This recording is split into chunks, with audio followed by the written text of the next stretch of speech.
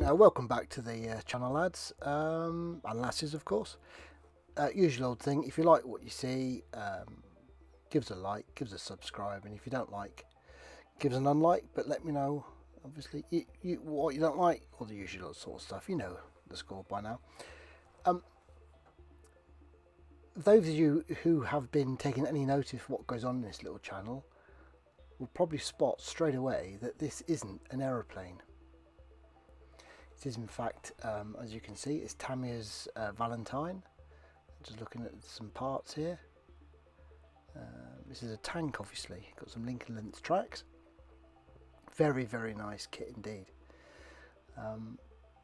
You might be wondering, why is he building a tank for? Well, a couple of reasons, to be honest with you.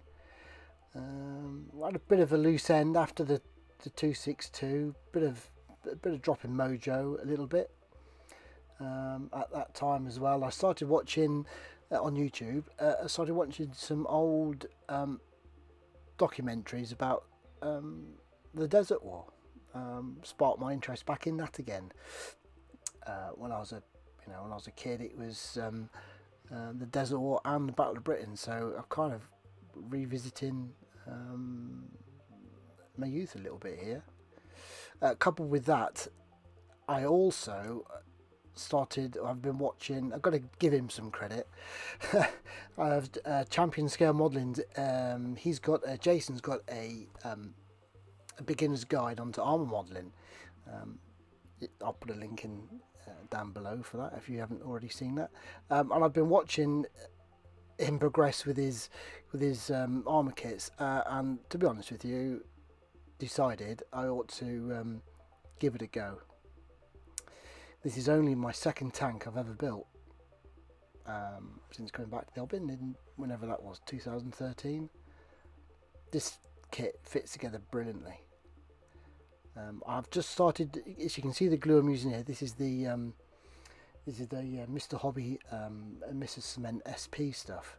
Just there, I stopped using it. I managed to put a fingerprint right at the front of the hull there. You might be able to see it. So I switched quickly back to using the Tamiya stuff, which is much better. Well, it isn't much better, but it was much better for my clumsy old fingers, especially on the tanky. I'm just finding my way around the parts. It's different to aircraft modelling, quite naturally. Waffling on a bit there. So yeah, started watching. I've been watching Jason's armour guide, and it's been really good, really interesting. He does some great stuff, and I decided to give it a go. And so this is it. This is my go I'm giving. So this really is a bit of a it's not a guide as such, but it's a bit of how an airplane modeller would go around building a tank or getting into armour. So this really is just about doing a bit of building, doing a bit of painting, and doing a bit of weathering, and seeing how we get on. And we'll obviously see how we get on later on. If you manage to stick that far, then you're doing well. So this is just this is all easy stuff going together here. There's nothing complicated, although I do manage to make a bit of errors.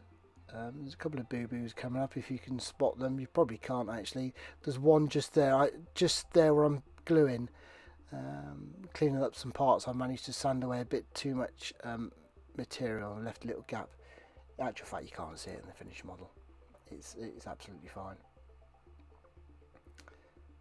Coming together really nicely here, rattling along with the build. Yeah, as I say, there's nothing complicated on this really. Sit back and relax. I might actually, because there's nothing that much to talk about, so I might just leave it with you just for a little bit.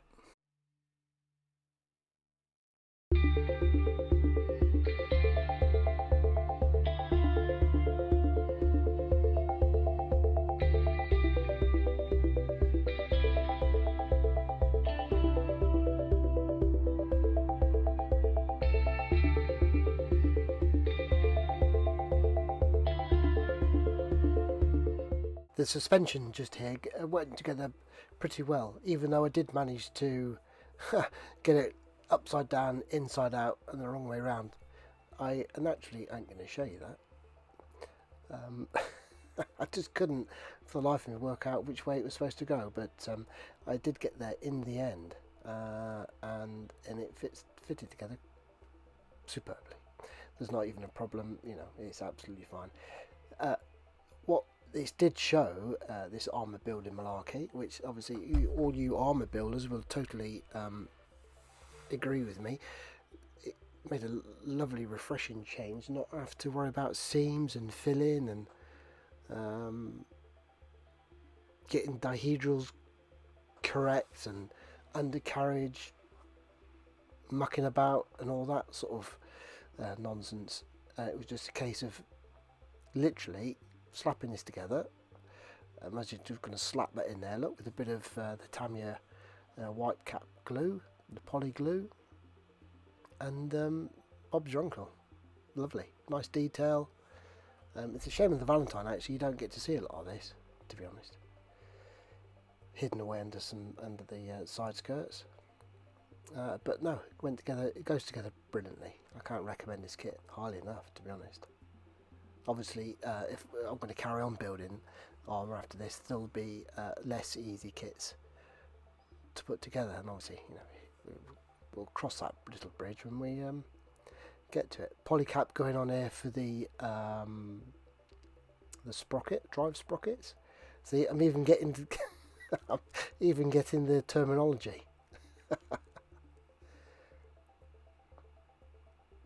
Bob's your uncle. Look at that, easy, nice. What I did here, because I was worried about the obviously I wanted to paint the wheels and the tracks separately. What I'm doing here is just getting the top of the side skirts where it meets the main hull. I'm going to build these up separately. I'm not quite sure this is the best way to go about it, in fairness, but I went for it, and I think I might have got away with it. See how there's a little pin there, so you can't get this on the wrong way round. How easy that is to build. It's lovely.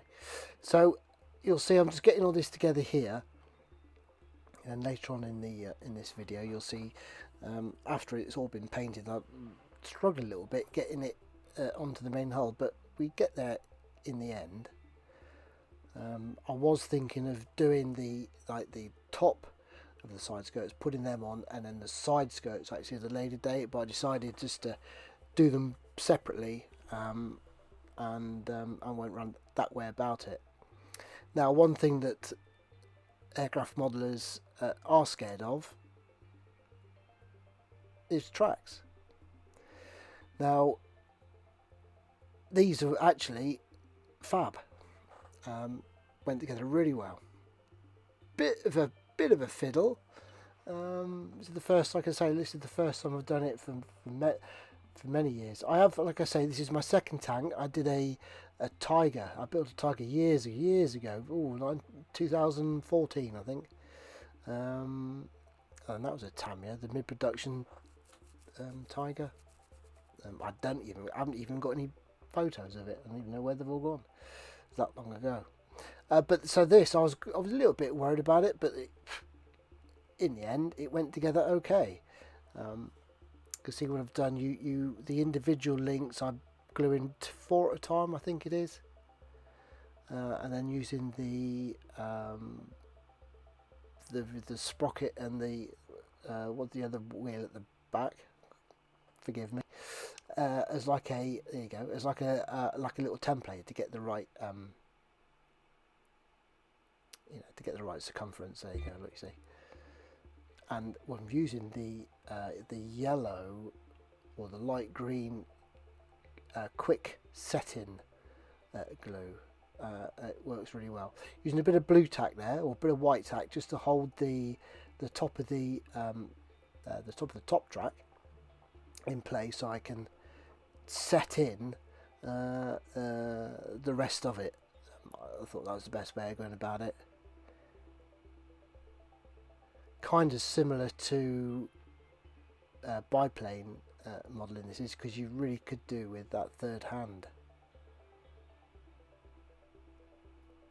So you got to use. I used a bit of white tack just to, it gives a bit of help there, and I think it worked okay. It worked okay for me. So this is the same on the sprocket, getting the 4 at a time, and then getting them in, and then the other 4 making the 8. Kind of using the instructions, following the instructions as well, taking my time, trying not to get too worried about it. Nice. Yeah, so there's the fit. If this was an aircraft, there'd be filler you'd use somewhere along the line. There's no filler used here anywhere. No gaps to fill, obviously, being a Tamiya kit as well. That it all fits brilliantly.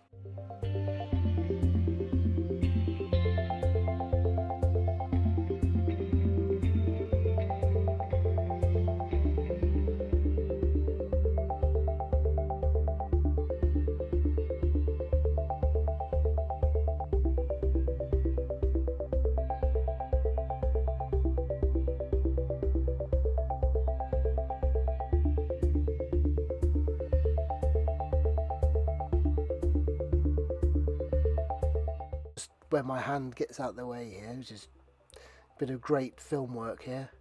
Brilliant, well done. So this last piece going on there, look. So the tracks, I've done it in 2 sections. You'll see that in a minute. If I just lift the top one off without it all falling apart, and then the bottom one comes off. Oh, a bit of a squeeze, just like that. So in 2 sections, and these can all be painted up separately, which is how you'd want it. Now this is the turret going together now. Polycaps for the gun mantlet to be, I think that's the right word. Don't tell me if I'm wrong. To be movable. Again, this is just. I think I had a bit of a rick here somewhere. I can't remember now. There are figures. The kit does come with 2 figures. Now, for this video and for this purpose of this build, I'm not going to build them, and I'm not going to paint them, and I'm not going to use them for now. I have got a little thing about I might stick this, I might get this on a little vignette down the line maybe. So I'm going to keep the figures to one side, and at some point we'll get them out and we'll glue them up, and then we'll give them a bit of a paint. The figures are okay. I mean, they're the Tamiya figures, the new Tamiya figures, so I mean they're okay. They're good enough for what I'm going to be using them for. But like I say, this build is purely just about the build, not about particularly accuracy or getting the right regiment for the right colours and all the rest of it. Straight out of the box, using the Tamiya decals, no messing. Just getting the gun barrel out here. This is the machine gun that's sealed over. The main gun, the 2 pounders, obviously are drilled out, pre-drilled out, but the little machine gun isn't. So just getting just a blade in there, just open up a little bit. So about the figures, look. So what I'm doing, I'm using a bit of white glue just to temporarily hold down the turret hatch. So when I feel like it and I want to get these figures in, I can just obviously take the turret off and flick out the hatch, and then we can crack on with getting the figures in. So there you are, there's the finished tank. It's looking good, looks nice. So what I'm using here now, I'm using the LP30 lacquer colour. This is on a black Stynylrez primer coat, I should say, sorry. To be honest, I had a bit of a trouble with that. A little bit, because it's an older bottle I picked up and it gets a bit gloopy, Stynylrez. After a couple of months of hanging about, doing nothing, and I kind of chucked it away after I finished this because it got a bit too gloopy. And it kind of splattered out and ran a little bit and it sanded a bit back. But anyway, regardless of that, the lacquer, this obviously the Tamiya lacquer colours, a joy to spray. This is going down in really thin coats. I used Mr. Leveling Thinner as a thinner, obviously. I couldn't tell you what mix it is. It changes from kit to kit, build to build, but suffice to say it's a lot more thinner than paint. Now I'm trying to pink up. I'm using the pale wood from MRP just to pink up this tan or this buff colour, sand colour, because it literally was or is a sand colour. Now, to my understanding, and to the little bit of digging I've done, that the colour they use in the desert had a little, well, they were multiple colours, but the sand colours had a little bit of pink to them. So I'm just using that just to pink up that monotonous sand colour. But you know what that is. That's just doing the wheels using an old, as you can see how old that is, circle mask just to mask off the tyres for the wheels. Easy as that. So this is going to be the track colour.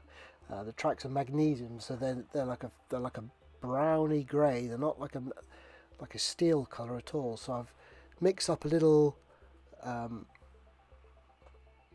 browny grey mix with the Tamiya colours here to what I thought approximately it looks like. As I say, I'm not going for massive accuracy. It's just a case of getting it built and getting it painted. So tracks are all done. The tank is painted. So now we're fixing the tracks in using a bit of VMS super glue here, which is good stuff. Yes, and I know a lot of lads using it, so we decided to give it a go, and yes, it is pretty good stuff. So this is,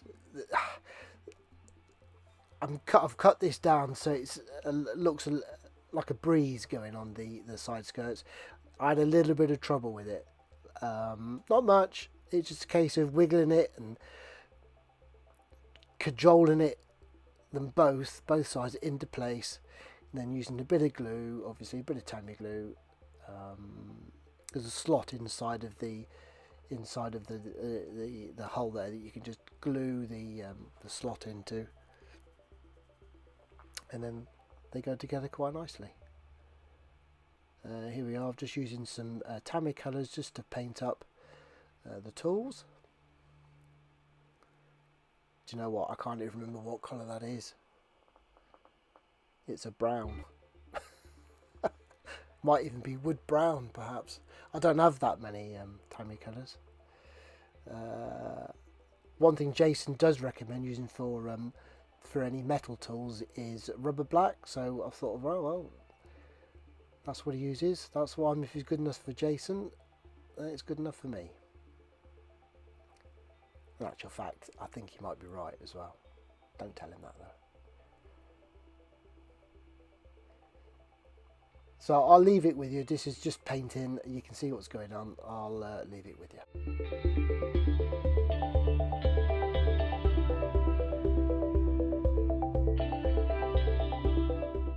I wasn't away for long, was I? So what we're doing here, we're just doing a bit of like light chipping. Now the colour I'm using is the same colour as the tracks.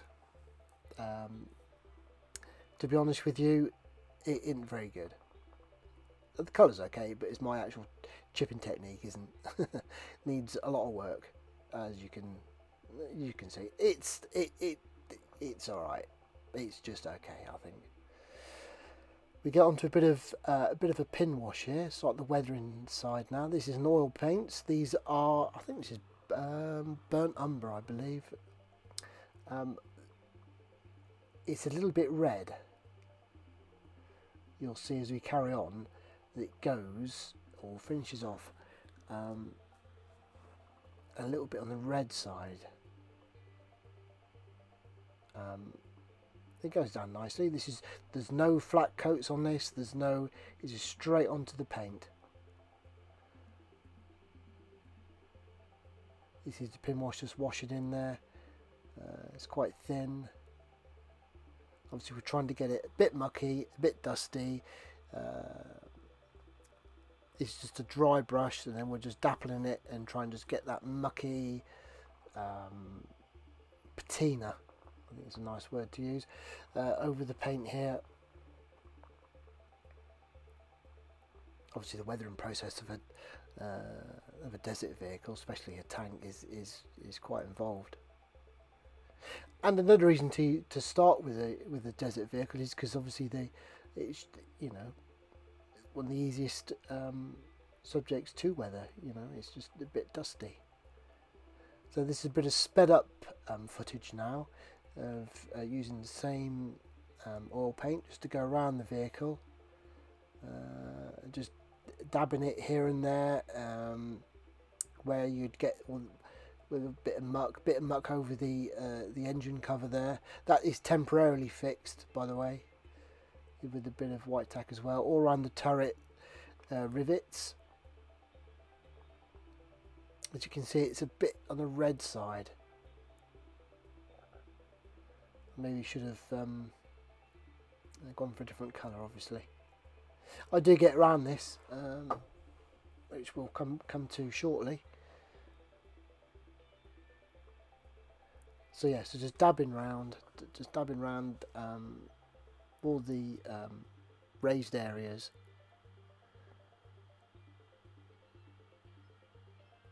And clean off with, I think this is with the clean brush here, just to clean off some of the excess. Yeah, we're just cleaning off some of the excess around here. It's not quite as strong as it was.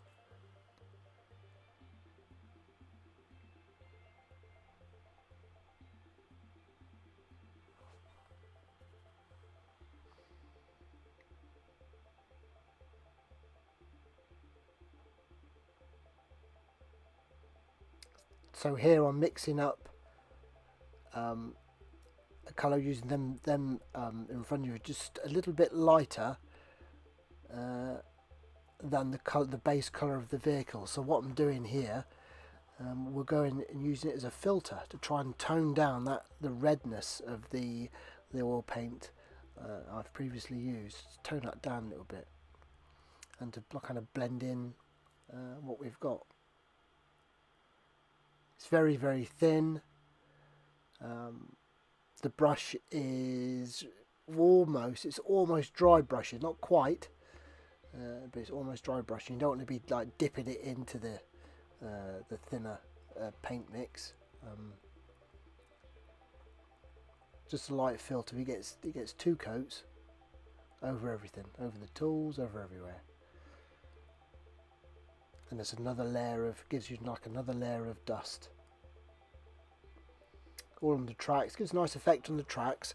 You can't really, because it's very similar colour to the base colour of the tank. You can't really see it that well, but on the tracks it does come up quite nicely. So here there's the first like little dust layer using the wooden deck tan, I think it was. So this is very, very thin. This is like not mostly thinner, to be honest. So this is spraying over everything just to get this dusty layer. Then coming back in again with almost the same colour but a heavier mix to give us like a bit of give us the sand, give us like sand in the tracks, sand in the wheels. Good thing when you're underneath the tank you can play around with it. So same again here, just making up the bit dusty on the front. Another dust legs. It's slightly different colour, but the same sort of colour, just a bit lighter. And then we just dust that up with a dry brush again, just blending that in to go dusty. We're coming to the end now. Now, I really enjoyed this project, and this won't be the last tank I do. That's going to say that now. I'm still going to be hitting on with the Brit aircraft, of course. We'll stick with brick tanks for a bit. You can see I'm just blending in that oil paint there to get that dusty effect. So if you've lasted this far, chaps, well done. Give yourself a little pat on the back. And let me know that you have. Just coming up now, just after this is obviously going to be the finished shots. So please, if you like what you see, give us a sub, give us a like, and we'll see you on the next one.